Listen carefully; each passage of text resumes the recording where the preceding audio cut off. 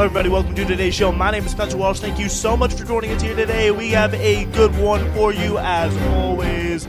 On the show today, we are talking about the latest in the tragic situation out of Texas, obviously giving you what we know about this gunman, where he got the gun, and the people who really failed to stop him, which would be the police officers. The manufacturer's aggressive marketing included ads that featured children firing guns, posting. This is the this is the company that sold the shooter to the guns. They were posting about toddlers holding their guns in marketing just days before the shooting actually took place. We'll take a look at why the Uvalde Police Department didn't save lives in the wake of Salvador Ramos, the shooter, entering the school. Also take a look at some of the plans underway to stop Joe Biden from, quote, screwing up student debt relief and $10,000 that is the proposed number, and why that is so woefully inadequate. Also, a really kind of insane video that only like Donald Trump can really produce. Him reading out the names of the victims of the. I don't. We'll just save it for when it happens because it is just too. It's just too dystopian. It's just another world. It's quite something. All right, get to it. Snooze Flash. Thanks so much for listening.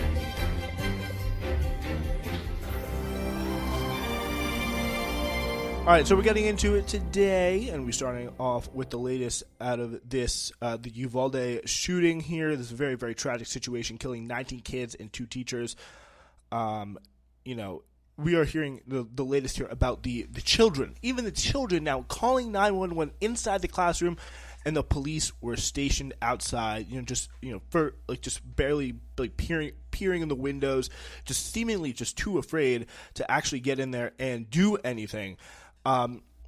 Furtively speaking in a whisper, a 4th grade girl dialed the police. Around her in room 112 of Robb Elementary School, the motionless bodies. Again, this is a 4th grader. Think it like if you know someone who all of my people that I know in my family, I don't know anyone as young as someone who's in 4th grade. Like that is just an incredibly, unbelievably young age. Not that it being older would kind of make it any better, but just the image of that in an elementary school where motionless bodies of her classmates and scores of spent bullet casings fired by gunmen who had already been inside the school for half an hour.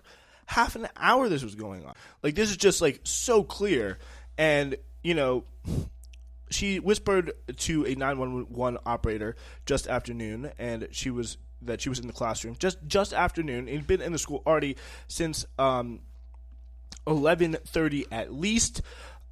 Please send the police now, she begged, but they were already there waiting in a school hallway just outside, and they had been for more than an hour. So the police were in the school. They did not engage the gunmen, we're now finding out. I mean, I think really what you have to look at here is the very conflicting and changing police stories. Because, you're seeing the DPS, which is kind of the Texas State Police, saying things that are very different than what the Uvalde Police Department saying. That we're seeing the DPS people saying that, the Uvalde people told us not to go inside.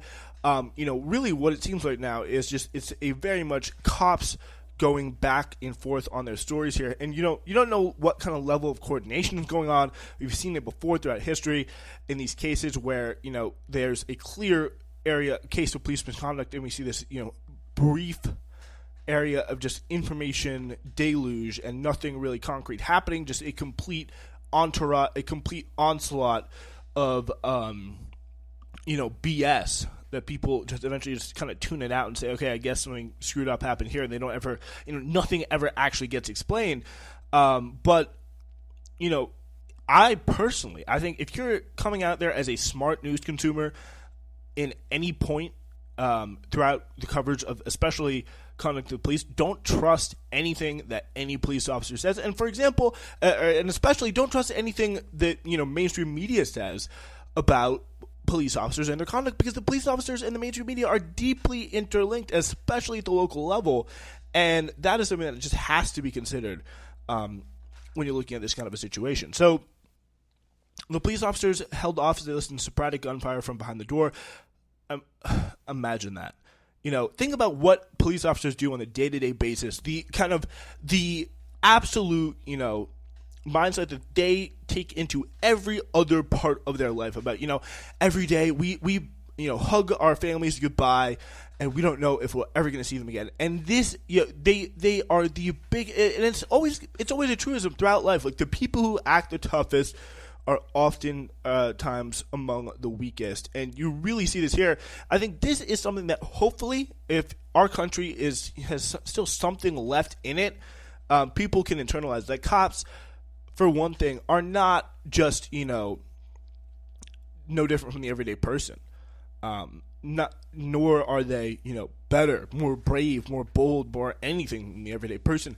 No, they are worse. They are substantively worse, less, less brave, less, they have less integrity. They have less, basic humanity, to the point where they can walk around all day. Like, the Uvalde local police department has a SWAT team. And they have the ability, any of these that in itself takes guts, to sit, inside, down the hall and hear children are getting murdered. Like, that is something else. I'm sorry. Of course anybody would be scared. But everyday people were trying to run in that school and the cops were tasing them. That is something else. That is a new level of inhumanity, and this is something that needs to be really brought to light here and shined and highlighted and exposed, because people are going to, everyone's going to try and pass this off on everybody else, especially in the law enforcement, world, where they're just going to be like, you know what, we had nothing to do with this. It was the local guys, the feds, they were ordering us around. That's what the local guys are going to say, and it's just going to be a deluge of information and just a whole bunch of just kind of acting tough, and nothing will.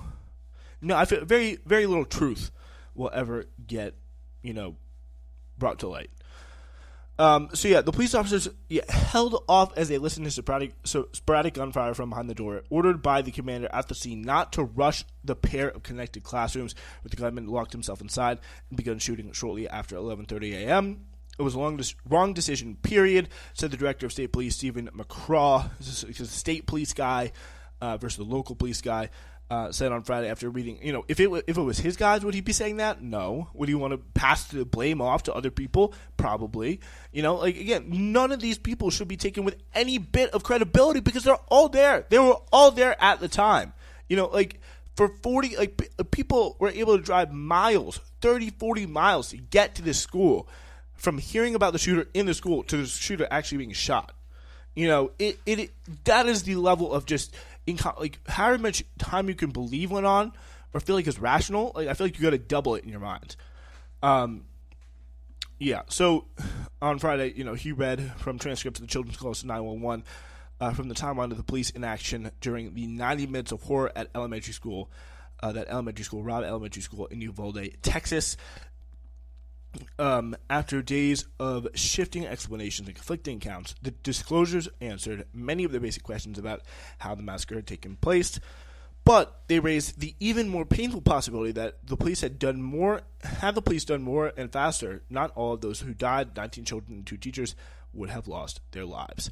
The frank and sudden revelation by Mr. McCraw that a police commander decided not to go inside the classroom, even as the gunman continued shooting, brought forth an eruption of shouts and emotional questioning. At times, McCraw struggled to be heard.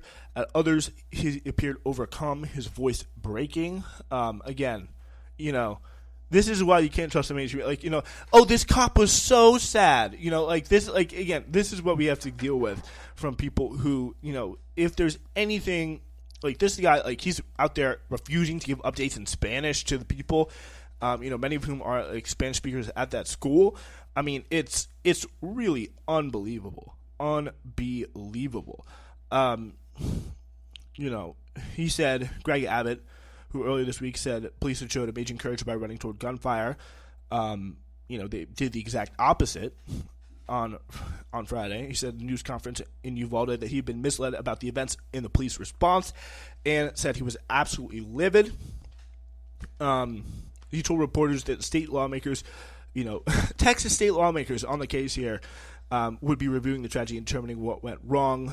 And they say they expect laws to come out of this devastating crime, which so far in Texas seem to be nothing more than, okay, let's have only one door from the school. The school should be only one door, so that way we can all crowd around one door as the shooter shoots everybody.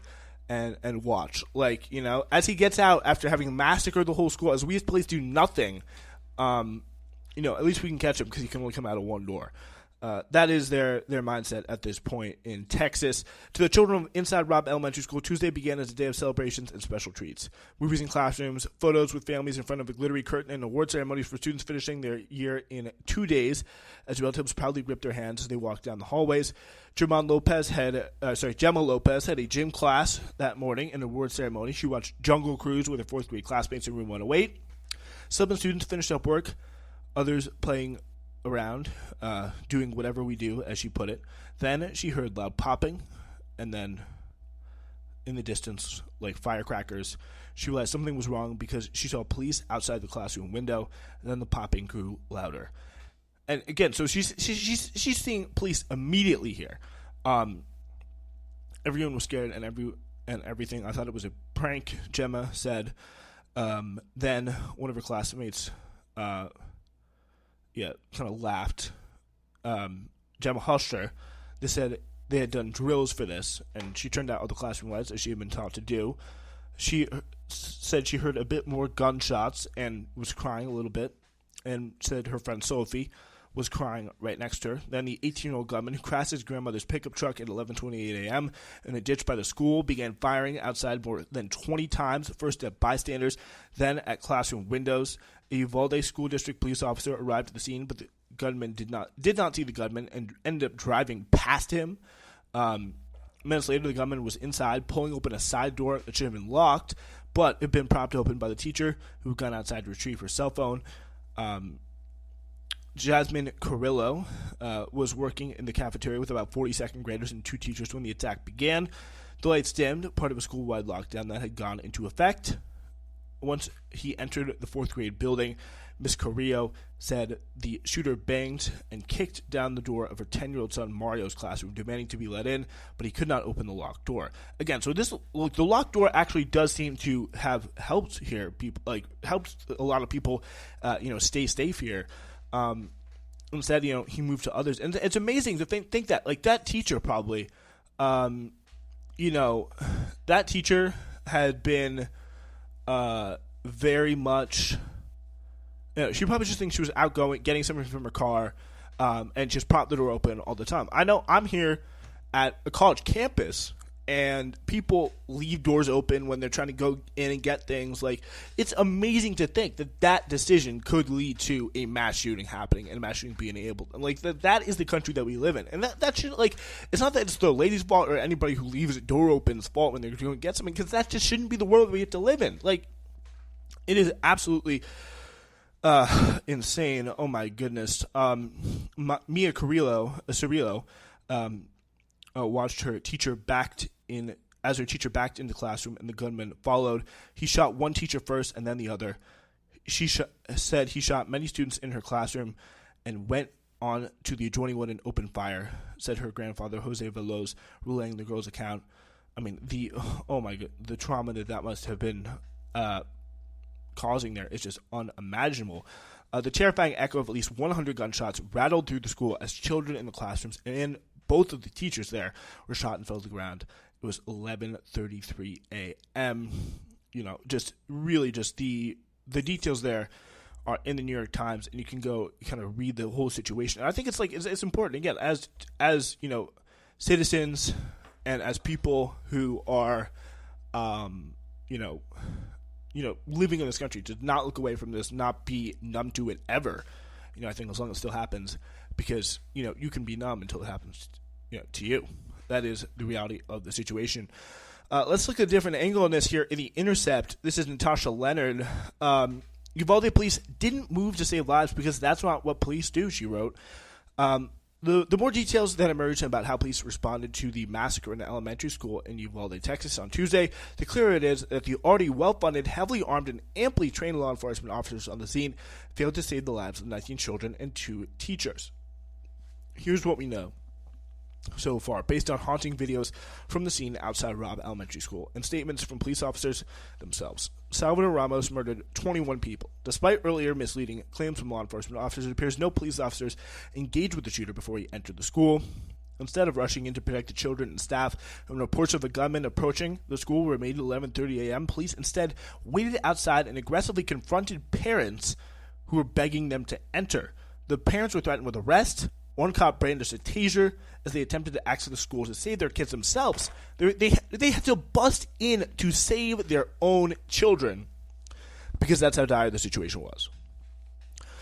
One mother who was urging the police to enter was Angeli Rose Gomez, was handcuffed. Literally handcuffed as her kid was in the school where a mass shooting was happening. That is just unbelievable. Unbelievable. When she was released, she managed to run into the school, grab her kids, and bring them out to safety, which is the alleged job of the police. So, unbelievable. They stopped her from saving her own kids because they were handcuffing her. Oh, my goodness. According to one Texas Department of Safety public safety lieutenant interviewed by local news, some officers did run into the school, but only to grab their own children. Unbelievable. Like, this is just unbelievable. Everybody in that department, everyone who's there with a badge should be arrested, in my opinion. Like, this is just horrific. The Border Patrol SWAT team that eventually engaged with and killed the shooter 40 minutes to an hour after the first shots were reported was not able to break down the door to the classroom where the killer was holed up with more children. A staff member had to unlock it with a key. According to chilling first-hand accounts of the 4th grader in the room, cops told children to yell if you need help. When one little girl did, the gunman immediately shot her. Like, think about that. Think about how that cop is feeling now. You know, like, that's what I really want to know. Like, if you're that cop who did that, you know, how does that make you feel?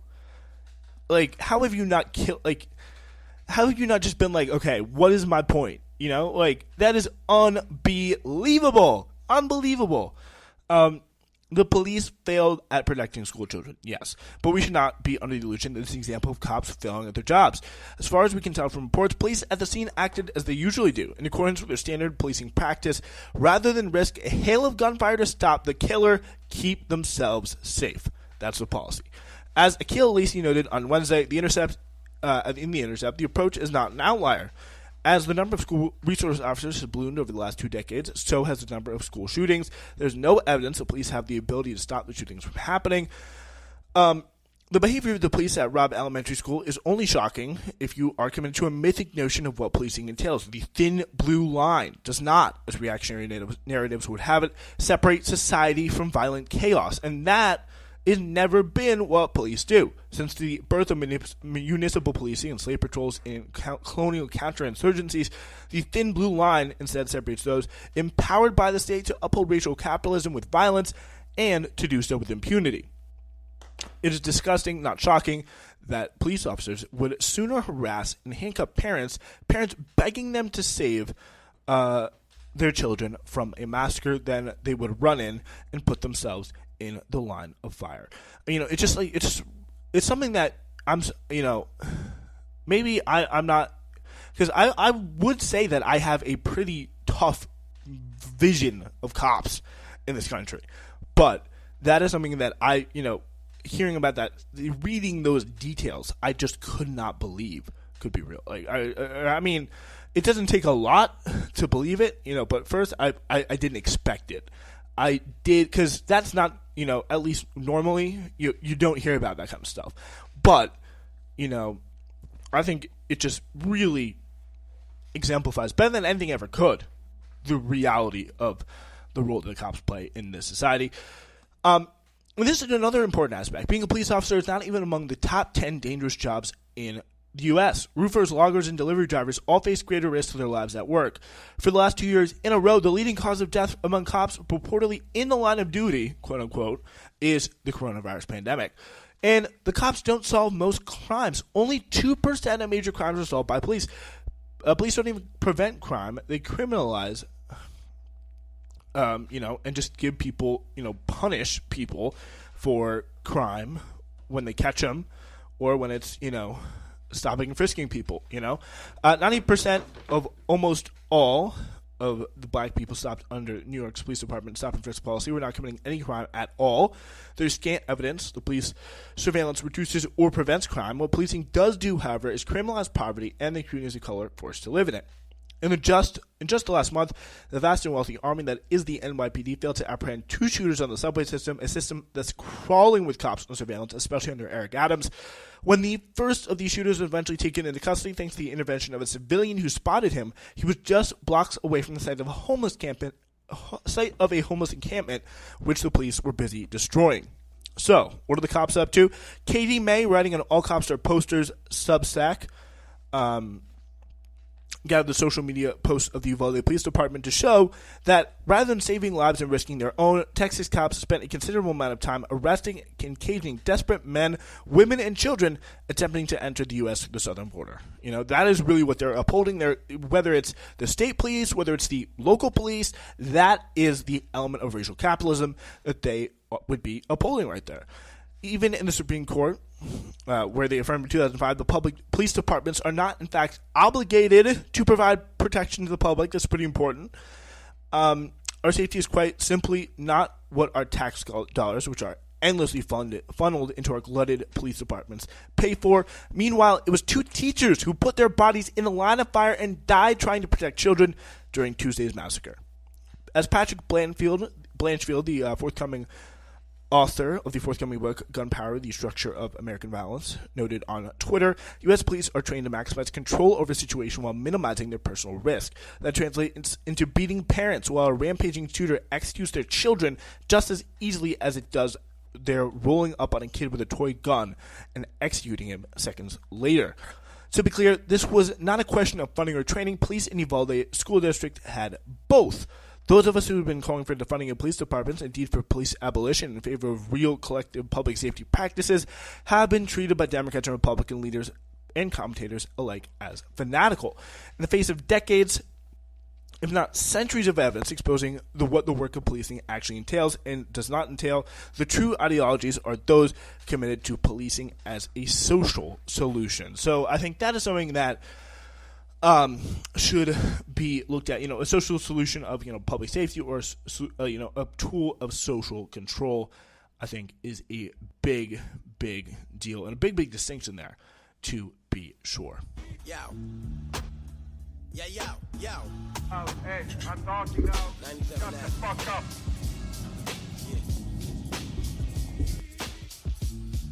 You are listening to the Spencer Walsh Radio Network. Alone, cold. My rhymes will turn your mind to stone, and that's the work of Satan. Niggas be hating, but I'm a pot of gold. And this ain't just me rapping, it's really something you got to know. From more nigga hating, get him a casket, that basketball. This is Newsflash right here on the Spencer Walsh Radio Network, and we continue today with some interesting news coming out of the Biden administration. I believe it was Biden's campaign promise to do something about 10,000, 50,000.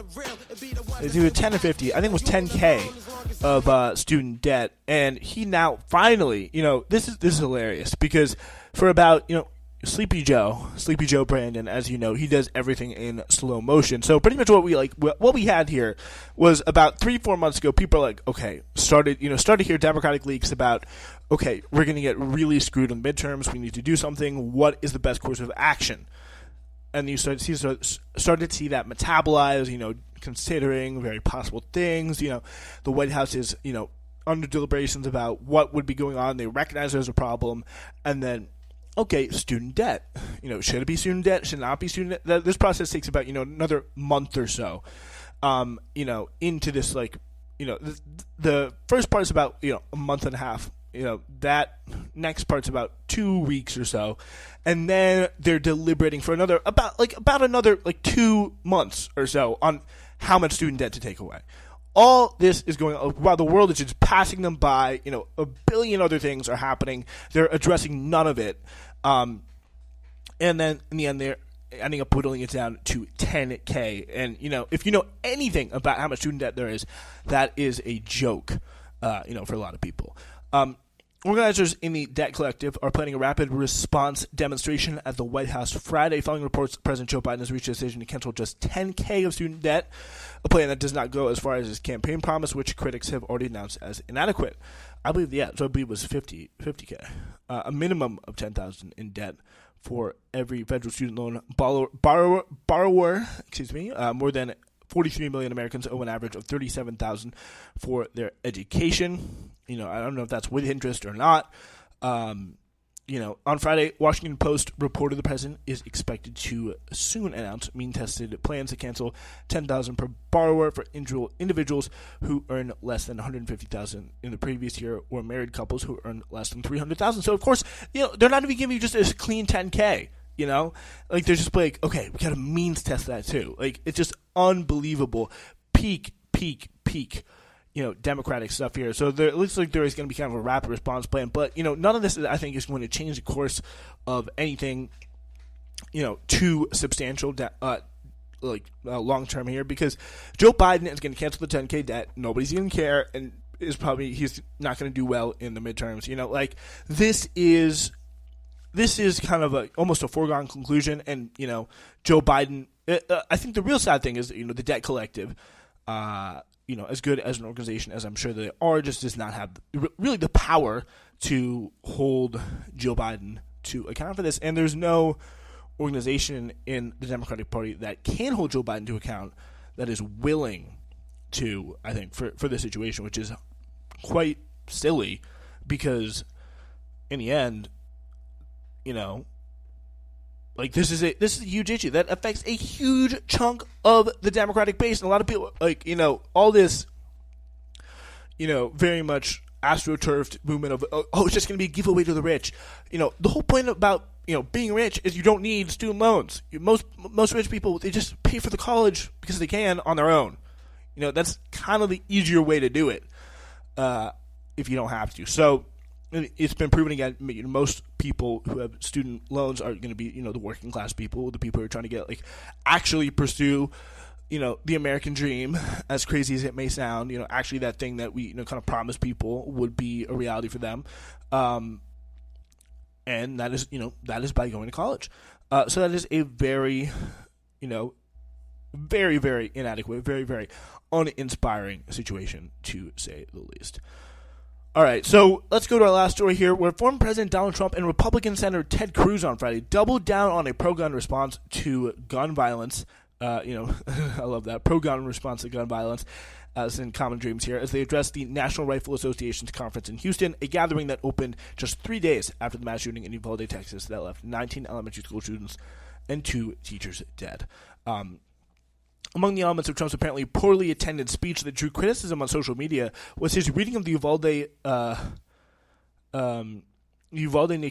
Uvalde victims' names, each of which was followed by a bell sound and a brief dance-like movement right after he concluded his remarks. So it's very, very strange, to say the least. Let's take a listen to some of this. This is Trump here at the Uvalde connection, speaking about this Uvalde shooting at the NRA convention. So really, and unlike some, I didn't disappoint you by not showing up. I'm here, folks. I know there's a mass shooting, but I'm here. I never disappoint you. I always show up. I'm a star, folks. I'm a star. When you're a star, they let you do it. All right. Let's hear what else. Yeah, this is the real crazy part. This is the part. This is something that I really truly believe only a psycho like Donald Trump can produce. Of silence as I read the names of these beautiful people, all young, wonderful lives ahead of them. They're brave teachers whose lives were destroyed by an out-of-control lunatic. So we'll start. Alexandria Rubio. Alitha Ramirez. Amory Garza. Annabelle Guadalupe Rodriguez. Eliana Cruz Torres, Ellie Garcia, Jacqueline Cazares, Jayla Nicole Silguro, Jace Lovarnos, Jose Flores, Leila Salazar, McKenna Lee Elrod, Mata, brilliant teachers, Eva. Yeah, I mean, he just goes on and on and on. I mean, like, you know, and this is how he ended the speech, you know, with this, and it's just like so whack. And then he literally ended up the speech when just with the little, you know, his classic double jerk off hand motion, with like doing a dance after he read the names of the victims in this you know NRA speech, which is just really quite something, and just quite a statement to where we are, and just the fact that, you know, again, things are, you know, we're only going up, folks. You know, is this America thing going to end anytime soon? I certainly don't think so. We're just headed for great times, folks. It's going to be good. It's going to be everything's going to be completely fine. You know, and I think with that note, we got to take it easy. All right. We'll see you next time at Newsflash.